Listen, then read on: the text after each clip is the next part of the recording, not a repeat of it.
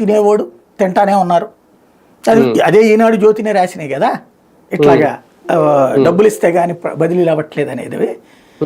అక్కడి నుంచి బిగిన్ చేస్తే వీళ్ళు కోరుకున్నట్టుగా వీళ్ళు కోరుకున్న ప్రాంతాలకు బదిలీలు అవుతాయా? అవ్వవు.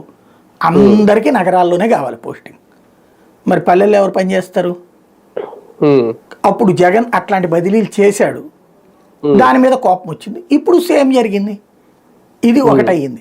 రెండవది వచ్చేటప్పటికి రివ్యూల పేరుతో పొద్దు నుంచి రాత్రి దాకా, మామూలుగా అంతకుముందు స్కూల్ టైం అయిపోయాక ఉండమని ఎప్పుడు చెప్పలా జగన్ సర్కార్.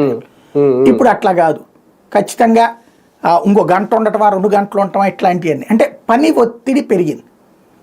అదేమి పర్సనల్గా ఇప్పుడు లోకేష్ కానీ చంద్రబాబు కానీ వాళ్ళ పర్సనల్ పనులు ఏమి చేయమని చెప్పట్లా, కానీ ఆ విద్యార్థులకు సంబంధించినటువంటి పనులు కొన్ని ఒత్తిళ్ళు అన్నటువంటిది వాళ్ళకి చిరాకేస్తుంది. ఇంకొకటి, ప్రభుత్వ ఉద్యోగి ఎప్పుడూ సంతృప్తి పడడు ఏ ప్రభుత్వంతోనైనా అన్నది మరోసారి నిరూపితమైంది. ఎంత పెట్టినా సరే ఇదివరకు అనేవాళ్ళు అనమాట, ఇంట్లో భార్య నేను ప్రభుత్వంలో ఉద్యోగిని సంతృప్తి పరచడం ఎవడి వల్ల కాదు, జీవితం అంతా అదే సరిపోతుంది, జ్ఞానం వచ్చేటప్పటికి అయిపోతుంది.